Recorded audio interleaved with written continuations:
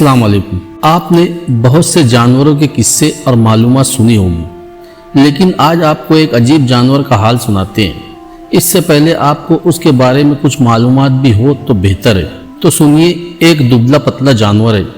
یہ چوہوں، سانپوں اور مگرمچھوں کا دشمن ہے۔ مگرمچھ عموماً اپنا منہ کھولے رکھتا ہے اور یہ اس کے منہ میں گھس کر اس کی پیٹ میں پہنچ جاتا ہے اور اس کی آنتیں کاٹ دیتا ہے، پھر باہر نکل آتا ہے۔ ہاں، تو پھر آپ انتظار میں ہوں گے کہ آخر یہ کون سا جانور ہے۔ تو لیجئے، یہ جانور نیولا ہے۔ نیولا بہت ہوشیار جانور ہے۔ ایک دفعہ ایک نیولا چوہے کا شکار کرنے کے لیے اس کے پیچھے دوڑا۔ چوہا اپنی جان بچانے کے لیے ایک درخت پر چڑھ گیا، مگر نیولے نے اس کا پیچھا نہ چھوڑا اور اس کو پکڑنے کے لیے وہ بھی درخت پر چڑھ گیا، یہاں تک کہ چوہا درختوں کی چوٹی پر چڑھ گیا۔ جب اس کو بھاگنے کا کوئی راستہ نہ ملا تو وہ ایک شاخ کا پتا منہ میں دبا کر لٹک گیا۔ نیولے نے جب چوہے کی یہ چالاکی دیکھی تو اس نے اپنی مادہ کو آواز دی۔ مادہ اس کی آواز سن کر درختوں کے نیچے آئی تو نیولے نے اس شاخ کو جس پر چوہا لٹکا ہوا تھا کاٹ دیا۔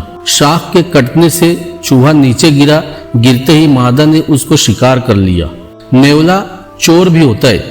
جب اس کو سونے چاندی کی کوئی چیز ملتی ہے تو اس کو اٹھا کر اپنے بل میں لے جاتا ہے۔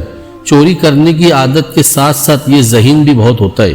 ایک دفعہ ایک شخص نے نیولے کا ایک بچہ پکڑا اور اس کو پنجرے میں بند کر کے ایک ایسی جگہ رکھ دیا جہاں سے اس کی ماں اس کو دیکھ سکے۔ اس ماں نے اپنے بچے کو پنجروں میں بند دیکھا تو بل میں گئی اور 1 دینار سونے کا سکہ لے آئی اور اس کو پنجرے کے پاس رکھ دیا، گویا یہ اس بچے کی رہائی کا فدیہ تھا، اور رہائی کا انتظار کرنے لگی۔